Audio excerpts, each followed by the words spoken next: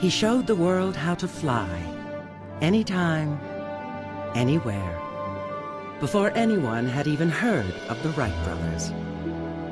In balloons, dirigibles, and finally, an airplane. He was the most famous person in his time. I mean, the English papers said that when people looked back at the turn of the century, years from then, they would remember only one name, Alberto Santos Dumont. In many quarters, he was seen as far superior to the Wrights, indeed as the inventor of flight. He was that legendary figure, 5'4", something like that, but larger than life at the same time, who just reached out and grabbed the public imagination by the lapels. For Santos, flight wasn't just about lift, airflow, and engines. Flying was his theology, based on a belief that flight would unite the world, helping to end war and discord. Sadly, Santos's incredibly colorful and hopeful life would end in tragedy, his name largely forgotten. Yet when modern flight was born little more than a century ago, it was Santos who carried the world aloft on his frail and troubled shoulders. Wings of Madness, right now on Nova.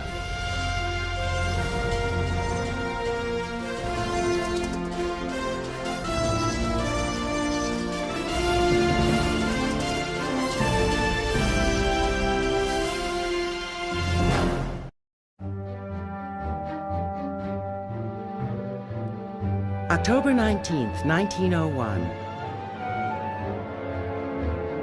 A full 2 years before the Wright brothers would make their historic first flight at Kitty Hawk. A powered flying machine with a radical design heads for the Eiffel Tower. All Paris watches with amazement and awe. The airship, called Number 6, is designed to take home the biggest prize in early aviation, a $20,000 financial dare to take to the air and conquer it. If this flight is successful, it will prove to the world that powered, controlled flight is no longer just a fantastic dream. It was interesting because the scientific community had ruled out the possibility of manned flight. I mean, their equations, their science showed that humans couldn't do this. So it was something that was just dismissed. Only one aviator in the world is capable of winning the prize, a young Brazilian expatriate named Alberto Santos Dumont. Santos Dumont was a showman as much as he was an inventor. So he wasn't just flying, he was doing it for everybody to see. Santos Dumont had been preparing for this day since arriving in France 10 years earlier.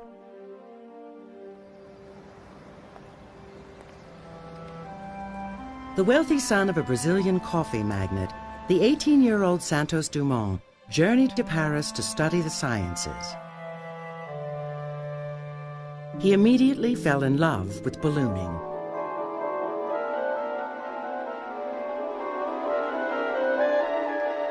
Even designing and flying his own balloons.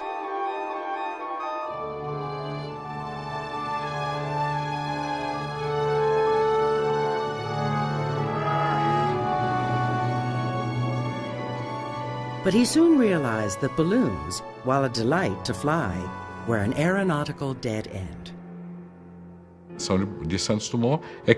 What captures Santos's attention is that you could not navigate a balloon. The balloon was free. You'd rise and the air currents would take you to wherever they would take you. There was no real control over the balloon.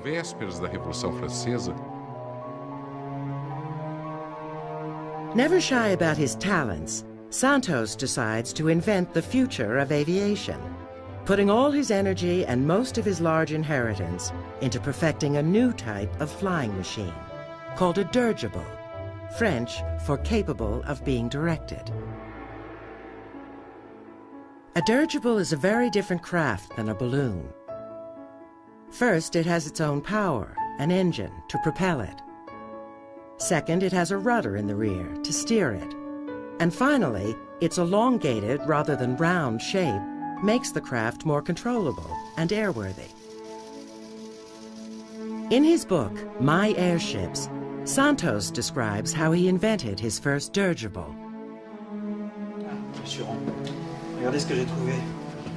I started from this principle. To make any kind of success, it would be necessary to economize weight. A dirigible balloon, to be practical, requires first of all to have the utmost simplicity in all its mechanism. Santos is an artisan and a craftsman. He has a good eye for quality, a good eye for detail, and a good eye for how you can transform and change things. For example, old balloons were the stuff of crude rubberized cloth and basically lashed together ropes, and in some cases a great deal of wood and things of that sort. The core of his innovative engineering ideas: streamline the balloon and use lighter materials. Japanese silk instead of canvas, bamboo instead of heavy wood. There's a statement in aeronautics, simplicate and add lightness. And if you take a look at the work of Santos, I think what's very appealing from an engineering sense is that Santos had an elegance of design. Santos also turns to the pioneering work of French inventor Henri Giffard. In 1852, Giffard mounted a steam engine on an elongated gas bag and rode into the sky. It was the first powered flight in history, but the slightest gust of wind would easily defeat Giffard's underpowered craft. Santos feels that Giffard just had not gone far enough. If I can make a cylindrical balloon long enough and thin enough, it will cut through the air. To provide lift, Santos uses hydrogen, a lighter-than-air gas produced by the chemical reaction between dilute sulfuric acid and iron filings. But the biggest challenge is generating enough power to overcome the wind. For you to have navigability, you need to have speed. Without speed, you are ruled by the wind. So you have to move faster than the wind. The previous experiences had never been very efficient. Santos then makes his most outrageous choice: to use one of the newly invented gasoline engines, propelling automobiles over the Paris cobblestones. Everyone thought he had lost his mind. Yes, internal combustion engines were lighter and more powerful than steam or electric, but they were also notoriously unsafe. And hydrogen gas is highly flammable. One wayward spark from the engine, and Santos would be history. But Santos was a born inventor. He had been tinkering with machines, big and small, since he was a boy on his father's huge coffee plantation in Brazil.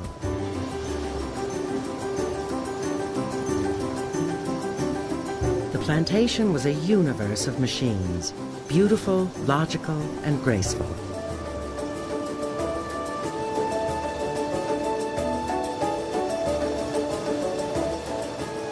Machines that young Santos would carefully observe and often repair. At night, the boy would lose himself in the science fiction of Jules Verne.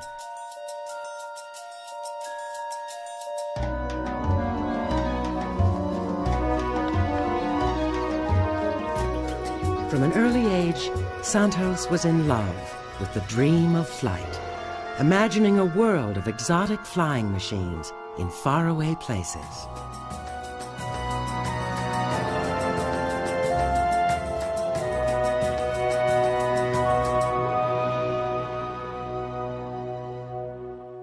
But to achieve his childhood dream, Santos needed to find a way to keep sparks from the engine's exhaust from setting his airship on fire. Santos simply took the exhaust pipes and had them vent well below the airship. He did not have them venting upwards in a way in which they would impinge upon the balloon portion of the vessel. But that wasn't the only problem gasoline engines presented. What he was really concerned about was the mechanical reliability of the engine itself. Could the engine simply hold together? Because he recognized that if the engine disintegrated, well, then you would have hot metal flung in all directions.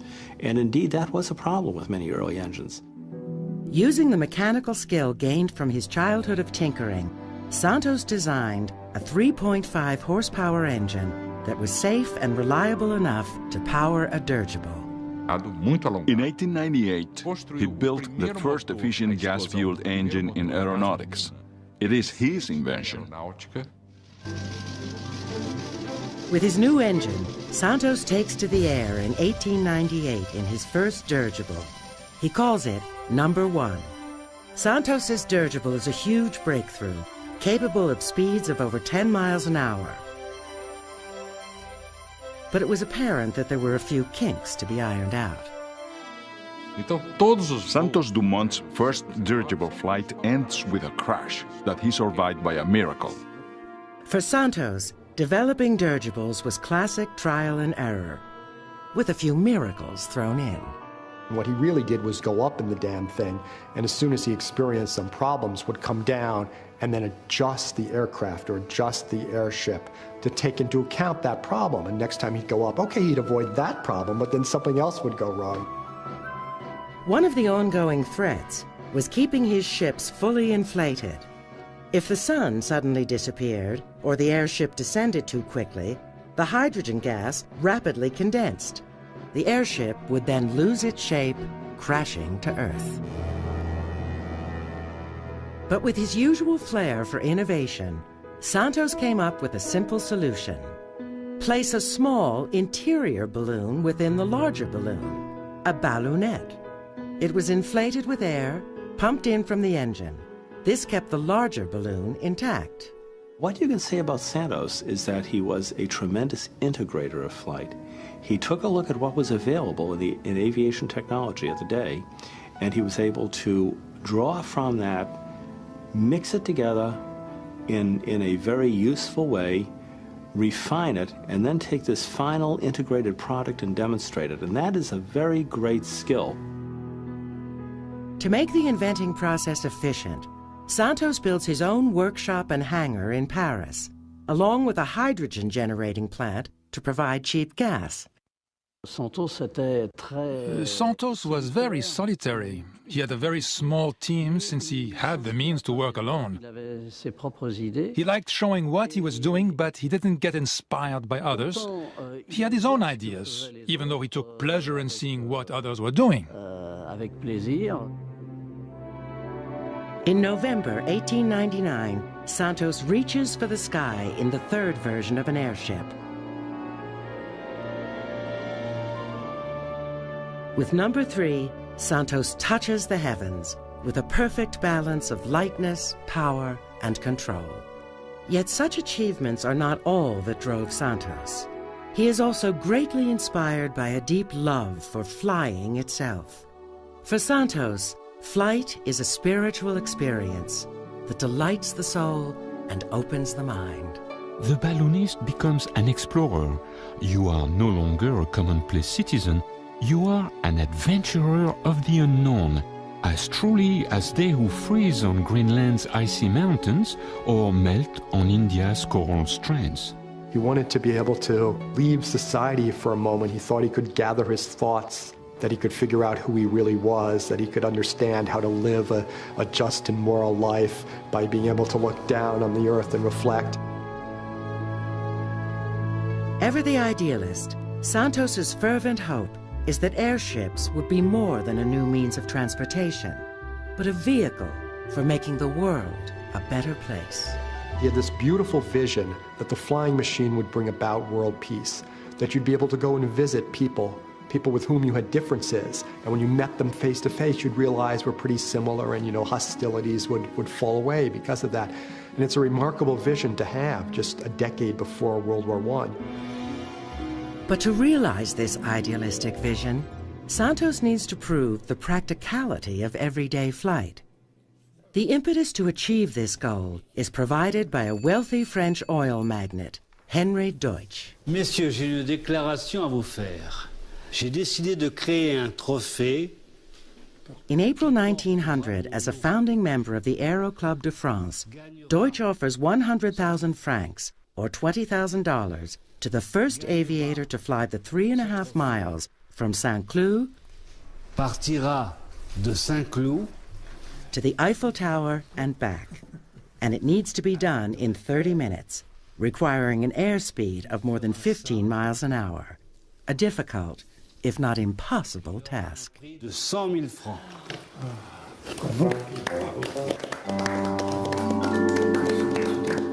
This speed was well beyond any airship of the time, even Santos's. As the only aviator in the world flying a powered craft on a regular basis, Santos would just have to beat himself. And to do that, he needed a lot more speed. So Santos develops a 12.5 horsepower engine, some 4 times the size of his first engine. This heavy motor requires Santos to design a new structure to support it. He uses pine, which is a very light wood. He designs a triangular structure, a self-supporting structure, and he manages to build a very light keel on which he can place the engine, the basket in which he goes piloting, and the propeller. And still, the hull didn't weigh much. Then Santos literally stumbles over yet another innovation.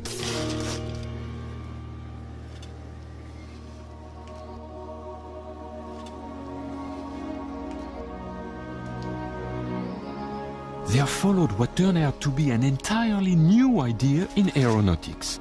I asked myself why I should not use the same piano wire for all my dirigible balloon suspensions in place of cords and ropes.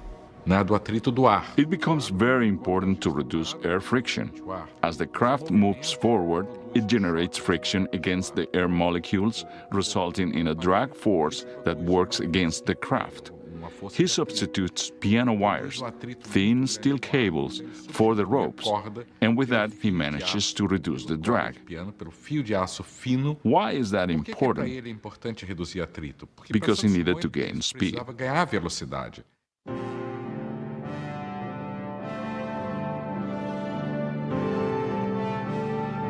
On August 8, 1901, Santos takes to the skies in airship number 5, almost 120 feet in length.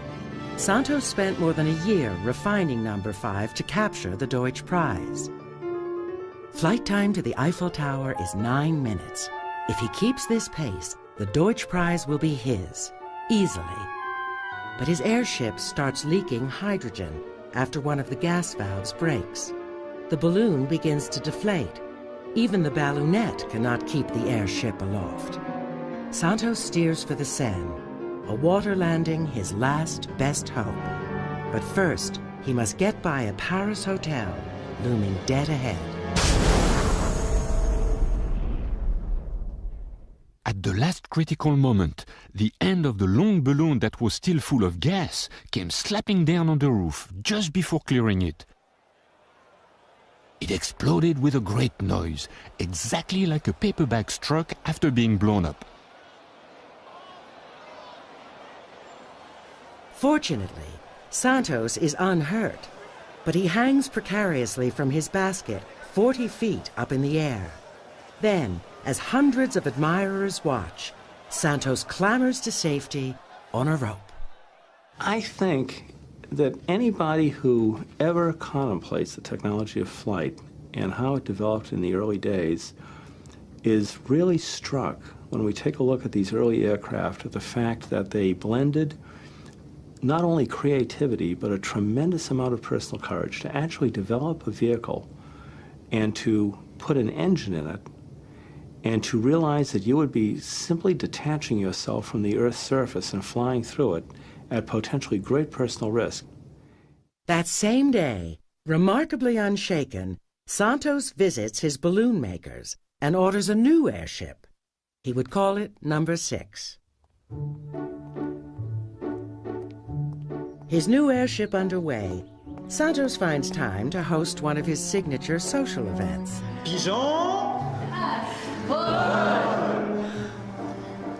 The aerial dinner party.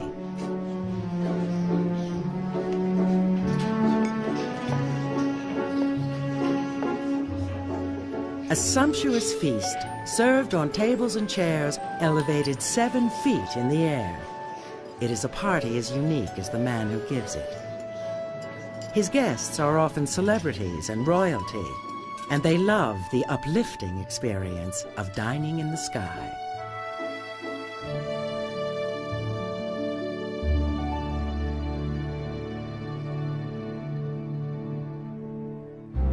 October 19th, 1901, just 2 months after his terrible crash, Santos confounds everyone by taking to the air in his new ship, Number 6. As Santos approaches the Eiffel Tower, thousands of Parisians gather.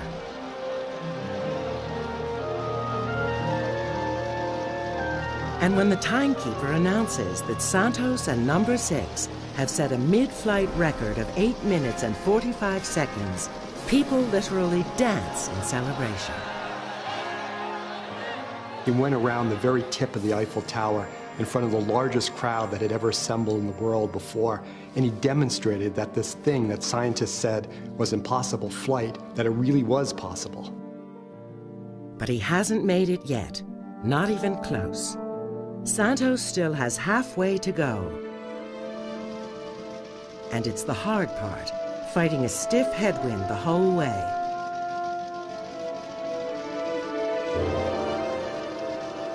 Just beyond the Eiffel Tower, his engine suddenly stalls. Santos manages to get it restarted, but loses critical time in the process. Still, he is in the home stretch.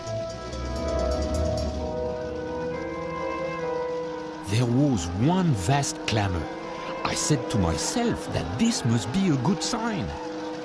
But I had no watch and really could not tell anything about it. Overshooting the finish line, Number 6 officially clocks 29 minutes 15 seconds.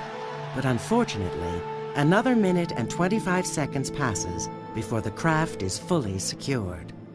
This causes the Aero Club to rule that Santos has gone 40 seconds over the 30-minute limit, losing the Deutsch Prize. Messieurs, bonjour. J'ai cru comprendre que je n'étais plus le gagnant de votre prix, n'est-ce pas? Angry, Santos meets with the Aero Club and offers to do it all over. Mais sachez-le, vous ne m'empêcherez pas de continuer. Under immense public pressure, the committee votes to award Santos the Deutsch Prize. At 28, Santos has realized the dream of flight. What he demonstrated with that, truly, was that the era of the practical airship that could make repetitive flights out and back, where you could take off and have some confidence that you could return to the point from which you started, I think he really demonstrated that the practical airship had arrived. Santos's historic flight around the Eiffel Tower inspires and challenges aviators everywhere. Santos Dumont, because of his aerial antics, because he drew crowds, drew a whole new generation to aeronautics. They were inspired by his example, that he was brave enough to do this, that it looked like fun. He was a mentor and an inspiration to other aviators that went into this burgeoning field. Santos is now the 20th century's most famous aviator and inventor, and he loves it. He invented himself as a modern celebrity. And then at the same time, you had newspapers where their owners happened to be very interested in aeronautics, and they assigned people to follow him almost on a daily basis. So the New York Herald, for example, and the Paris Herald, owned by the same person, James Bennett, would follow him and have a story every day on his exploits.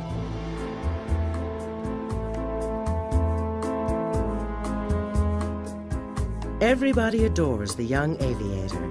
He becomes affectionately known as Le Petit Santos. He is so appealing that men across Paris model their hats and clothes after his, even copying the red ties he sports in the air.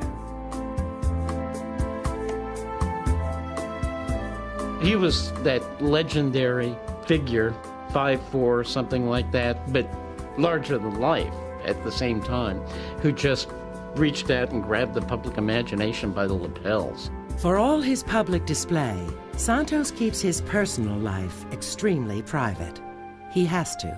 He felt a little bit of an outcast. He was probably bisexual or gay, and this was not acceptable in a country like Brazil, let alone Paris. There were certain aspects of Parisian society, of course, accepted this, but in society as a whole didn't.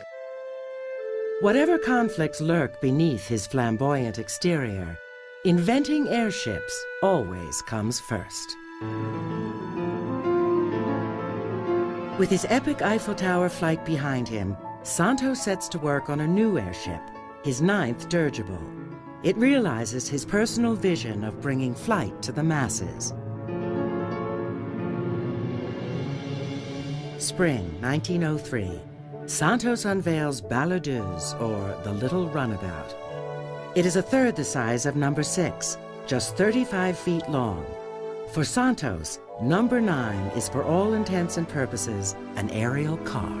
He would dock this small dirigible in front of his apartment in the Champs-Élysées, and then at night fly to Maxim's for dinner. He'd fly when he went shopping to go to buy clothes or provisions. I mean, nobody has done that since. The Balladeuse becomes Santos's great trademark and shows the French that the dirigible is practical in every way. But for Santos, there was nothing left to be done with dirigibles after that. Just as Santos had felt that balloons were a dead end, after number 9, Santos realizes that dirigibles are too subject to the vagaries of weather. They would never fulfill his dream of making flight an everyday reality. So in 1905, Santos shifts his focus, setting to work designing his first heavier-than-air ship. Santos was unique in that he was one of the very few individuals who was able to make the transition from developing balloons and airships to developing airplanes. His French aviation contemporaries, Louis Blériot, Ferdinand Ferbert, and Henri Farman, are trying hard to develop airplanes too, but with little success. He quickly joins the movement among French aeronautical types that's just starting to bubble along, this interest in heavier-than-air flight. These guys are learning that, in fact, some really interesting things are going on in America. Especially, ultimately, these two guys, Wilbur and Orville Wright. At the time, few aviators know exactly what the Wrights are up to, since their flights from 1903 onwards were done in secrecy. Their secrecy has a purpose, allowing the Wrights to protect future patent rights. But as a result, many aviators doubt their claims to have flown in 1903. For example, Ferdinand Ferber made crude copies of the Wright gliders. They basically didn't work very, very well. And so because they didn't work very, very well, there was all of a sudden this suspicion that maybe the Wrights were not what they appeared. Maybe the Wrights had not, in fact, been successful aviators. Maybe the Wrights were bluffers. Convinced that aviation's future lays with heavier-than-air machines, Santos is ready to risk his reputation and his life on designing his own airplane. He was nervous, though, that he wouldn't be able to catch up to these other aviators, so for the first time in his life, he started doing his work in semi-secrecy. You know, before that, it was all open. That's because he was leading the pack. Then Santos starts a collaboration with Gabriel Voisin, a gifted 25-year-old French aeronautical engineer. Together, they create a biplane composed of box kites. It's called 14 bis. The box kite design they employ was invented 13 years earlier by Australian scientist Lawrence Hargrave. With their slightly curved winged surfaces, Hargrave's box kites have enormous lift. This is because curved surfaces have twice the lift of flat surfaces. Santos Dumont is right up to the minute when he sort of borrows the idea of the box kite for the design of the wing structure of 14 bis. 14 bis has an odd, awkward majesty to it. From his dirigible experience, Santos has the pilot stand in a basket. Like the Wright 1903 flyer, 14 bis has a tail-first structure, known as a canard. The canard made a plane more stable in the air and less likely to crash. Santos also designs the wings with significant upward sweep, or dihedral, to further enhance stability. They had known for some time that if you put dihedral in wings, that is, if you tip the wing tips up from the center of the fuselage, you'll build some inherent lateral stability into the design. He then proceeds to test the design in his typically creative way. He hung the 14 bis by an iron cable and tied it to a pole, then had it pulled by a donkey. He made several tests of the aerodynamic of the shape by using this cable. After that, he tied his airplane to the dirigible. So he did all the aerodynamic tests of the shape before he made use of an engine.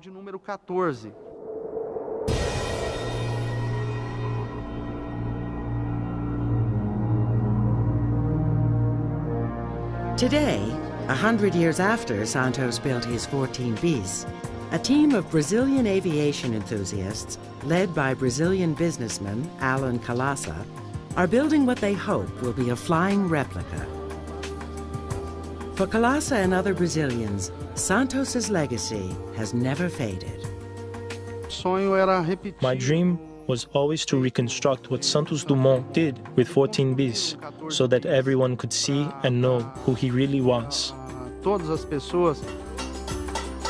For more than a year, Calassa and his team have painstakingly built their 14 bis, using many of the same materials and techniques as Santos.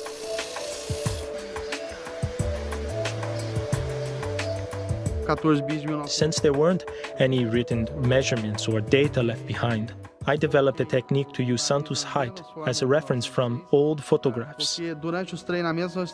I went through them with a magnifying glass and a tape measure to figure out all the measurements of the 14 bis. Once that was done, I started construction.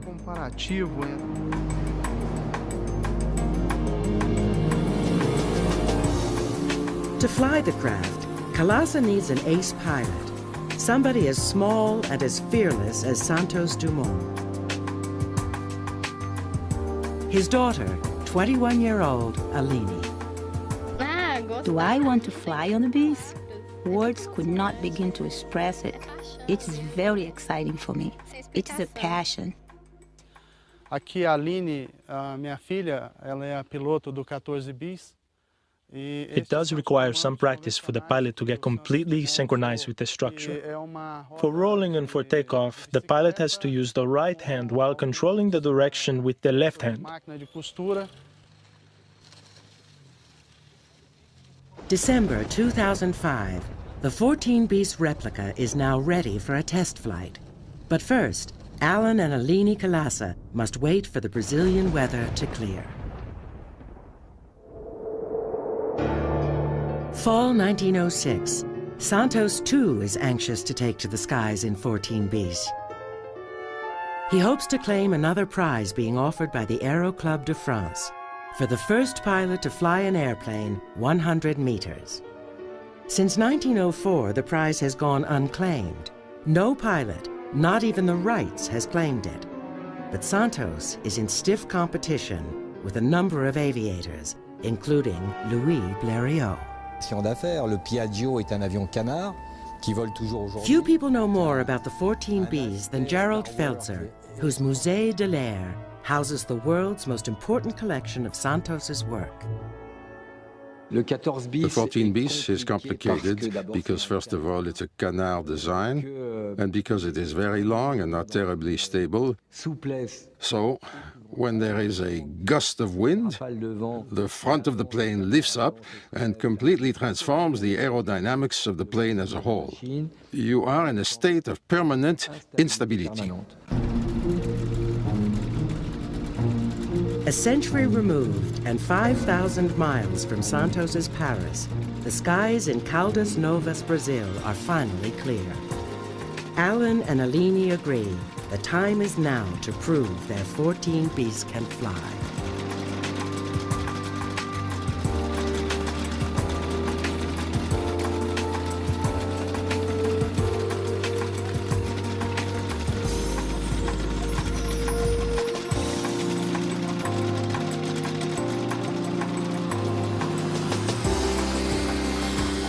Aline begins her roll.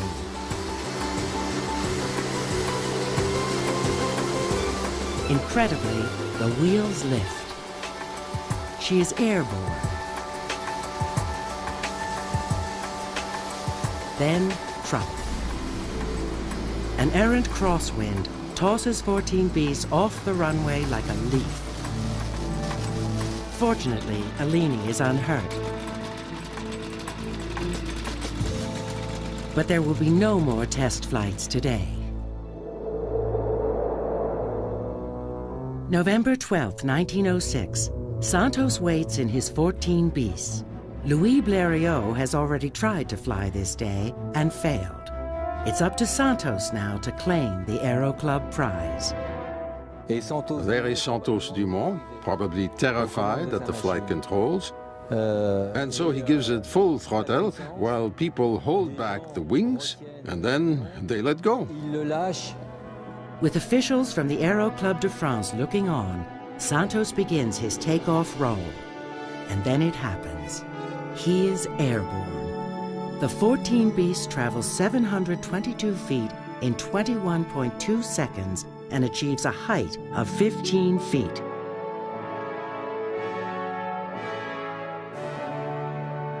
With this airplane, he performed the first official flight in history.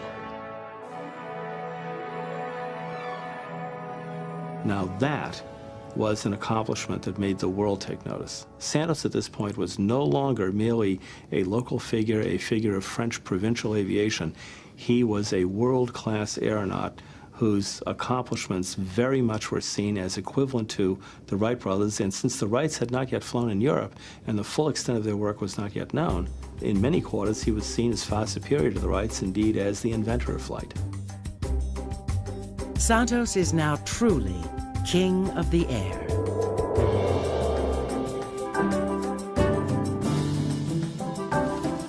After weeks of waiting, Alan Kalasa is ready to risk his 14 bis once more to see if he can achieve what Santos did 100 years ago. Fearful for his daughter Alini's safety, Alan elects to take the controls.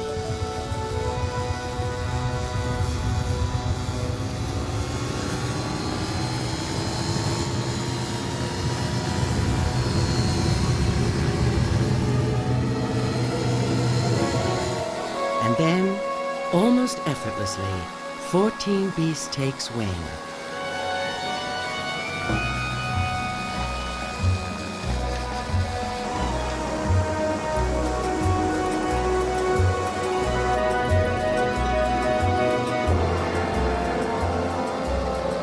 The flight is the ultimate tribute to Alberto Santos Dumont and his innovative design.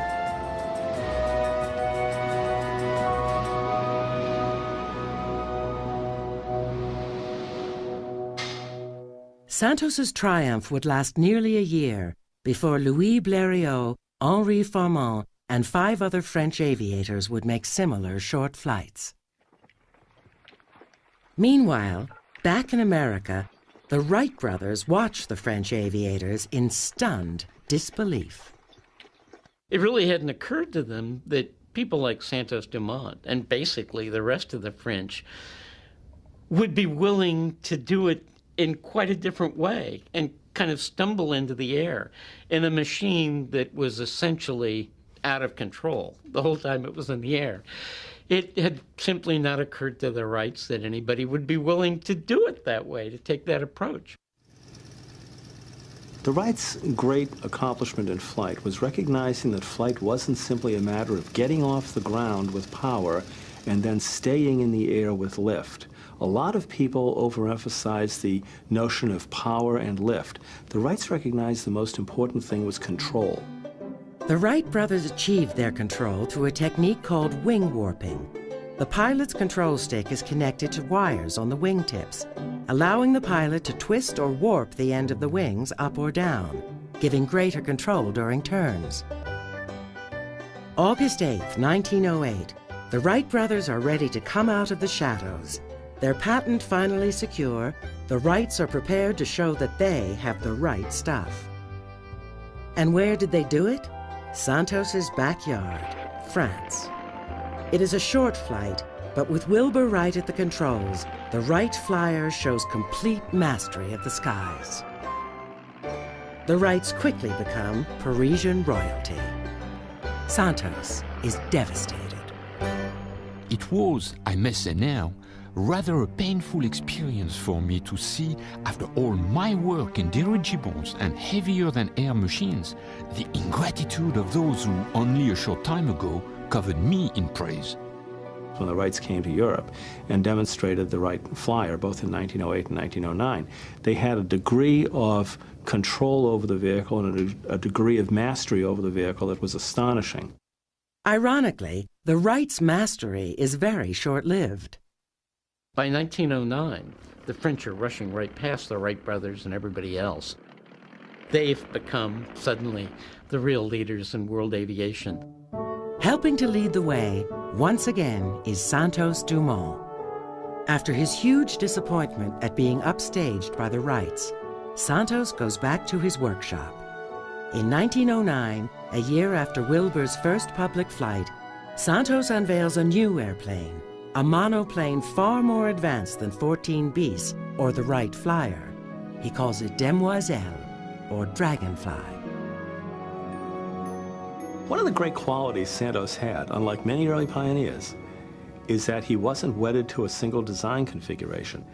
Ironically, the great creators of flight, the Wright brothers, were so wedded to their particular design configuration that it actually hobbled their ability to transform their concept into a successful, marketable airplane.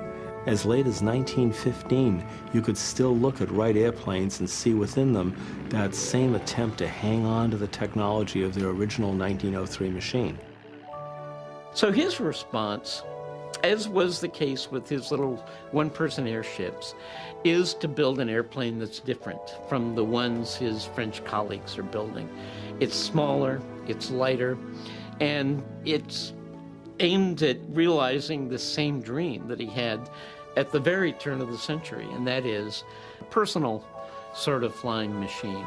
Actually, when one takes a look at the Demoiselle and how it flew and how well it flew, you realize we are looking at the predecessor of basically the modern small general aviation airplane.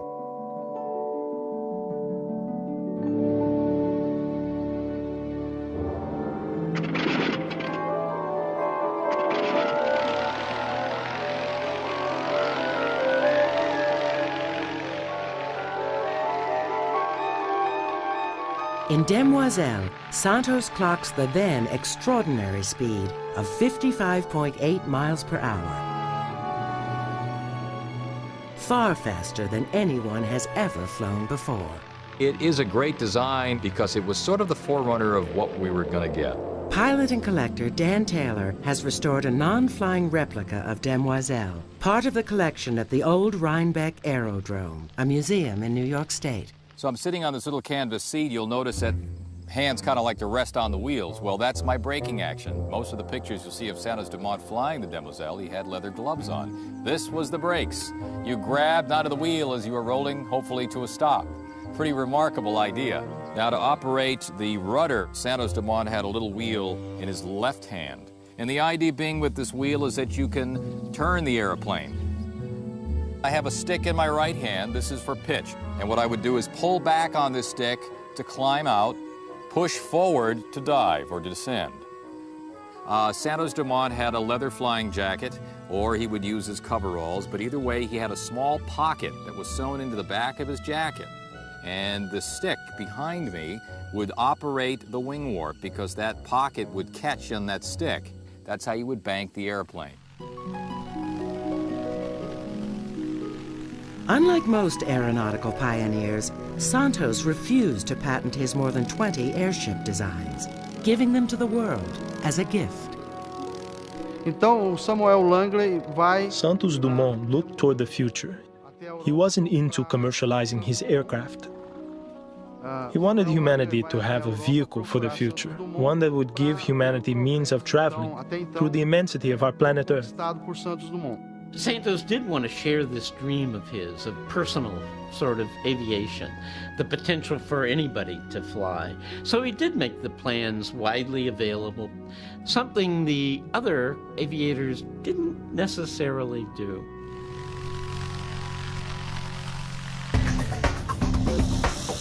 Today, the legacy of Santos's sporty Demoiselle lives on in ultralights, small aerobatic planes that, like the Demoiselle, are personal flying machines.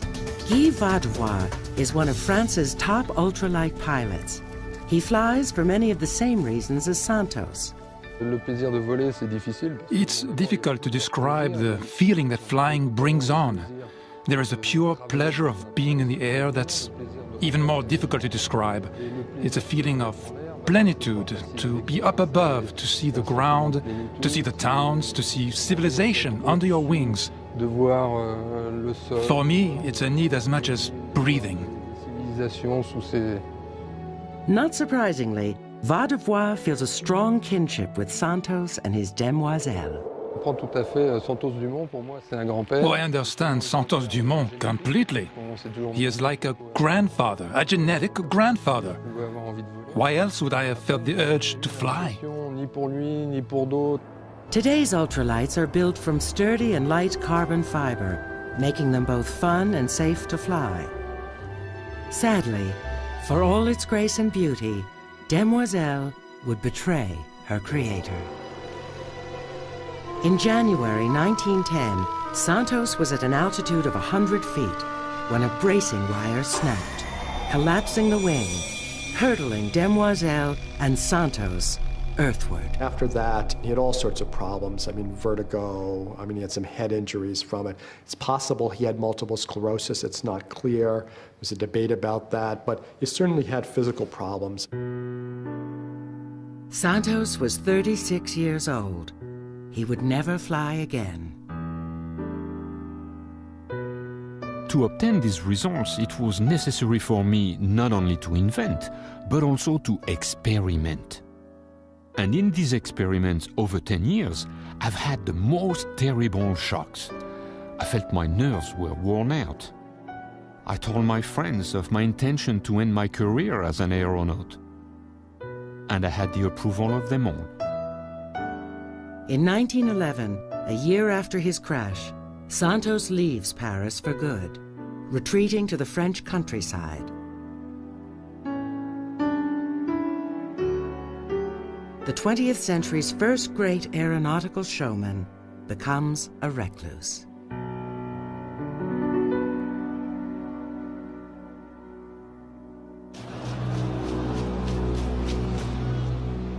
Then came the Great War, the first war fought with flying machines.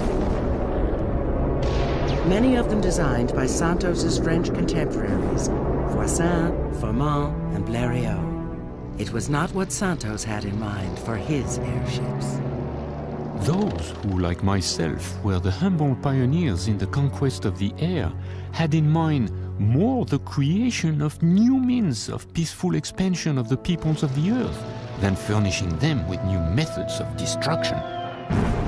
World War I absolutely shattered him. I mean, he felt that he had a very strong personal responsibility for the death and destruction caused by aircraft along the Western Front and everywhere else. And he saw these airships as his babies, and the idea that the Germans were using them to kill people, did him in. After the war, Santos checks in and out of sanatoriums, ever in search of a mental peace he cannot find. In 1927, he was even too ill to accept an invitation from Charles Lindbergh to join him at the celebration of his transatlantic flight. The really sad thing about Santos is this very bright, attractive, intelligent, achieving individual was a very tormented individual. In 1931, seeking to calm his troubled nerves, his family brings Santos home to Brazil. Shortly after his return, civil war breaks out. On July 23, 1932, while at a beach resort near São Paulo, Santos sees military aircraft fly overhead. Now, brothers are killing brothers with the flying machines that he invented. So this troubled him even more than anything that aircraft had done before. And he was in his hotel, and there was an aircraft that was shot down within, probably a mile of the hotel where you could hear it. Returning to his hotel room, the elevator operator hears Santos mutter to himself. I never thought my invention would cause bloodshed between brothers. What have I done?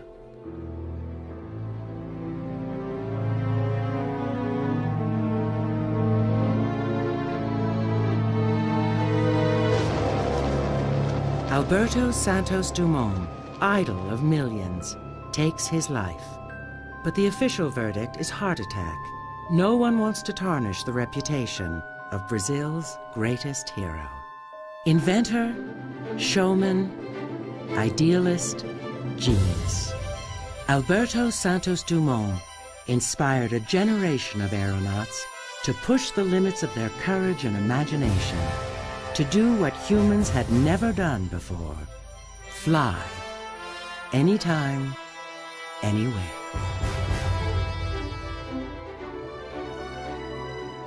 His work is elegant, it is deceptively simple, and yet underlying it are profound implications for the mass transportation of society, for the freedom that it gives us.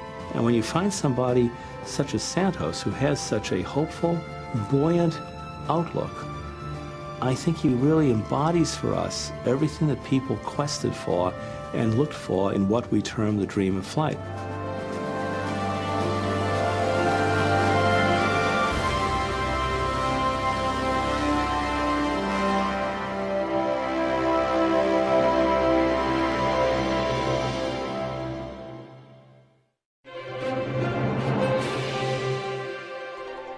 On NOVA's Wings of Madness website, explore some of the most radical aircraft designs of Santos's day.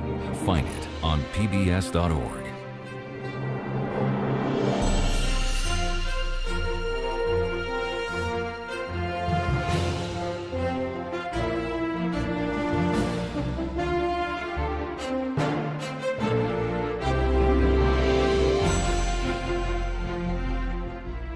To order this NOVA program on DVD or VHS or the companion book, call WGBH Boston Video at 1-800-255-9424.